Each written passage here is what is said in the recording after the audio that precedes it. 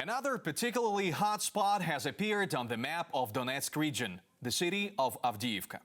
Experts are already comparing it to Bakhmut in terms of the tactics used by the occupiers and the intensity of attacks.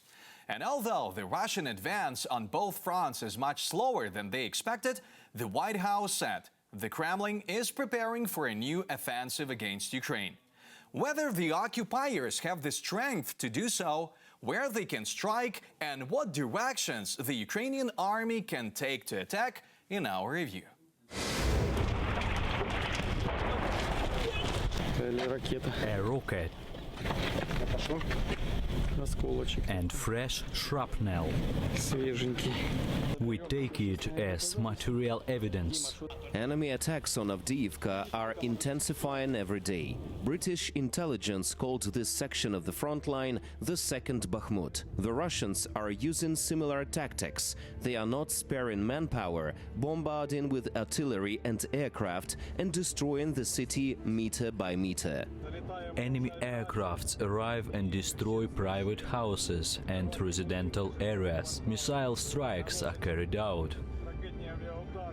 It's hard when you have lived in this city since birth and now I'm leaving and I don't know where, to a place where no one needs me. I don't know where to start, but I feel very sorry for my child. He finished the ninth grade, he has no certificate.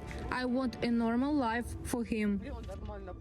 They encircle Avdiivka. The enemy is attacking the village of Berdichi in the north and Severne, Pervomayske and Novomikhailivka in the south. The General Staff of the Ukrainian Armed Forces reports. Although the advantage is very slow, it potentially threatens the city's defense supply lines. British intelligence assesses the situation. The Russians could have moved some of their forces to Avdiivka from near Bakhmut, some experts believe. However, our military do not observe a decrease in enemy activity in the Bakhmut direction. Bakhmut remains the epicenter of Russian aggressive activity and the main direction of their attack. We do not observe a decrease in the amplitude of their attacks there.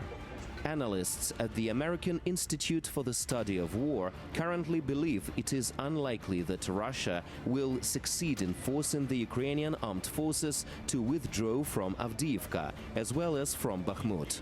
The ISW's conclusions state: the overall Russian spring offensive is thus likely approaching culmination. Ongoing Russian offensives along the Svatovo-Criminal line, around Bakhmut and along the Avdiivka-Donetsk city and Vuhledar front lines have failed to make more than incremental tactical gains in the first few months of 2023. It's highly unlikely that the commitment of additional forces in future mobilization waves will produce a dramatically different outcome this year. At the same time, CNN, quoting John Kirby, the coordinator for the strategic communications of the U.S. National Security Council at the White House, writes that the coming weeks will be critical in the war, and the U.S. expects Russia to try to launch another offensive. We're working to make sure that Ukraine is well-suited and well-postured to defend themselves in the weeks and months ahead. Despite the huge losses at the front due to mobilization, the Russians still have more manpower now than at the beginning of the full-scale invasion, says military expert Oleksiy Hetman. They have manpower. Do they have equipment?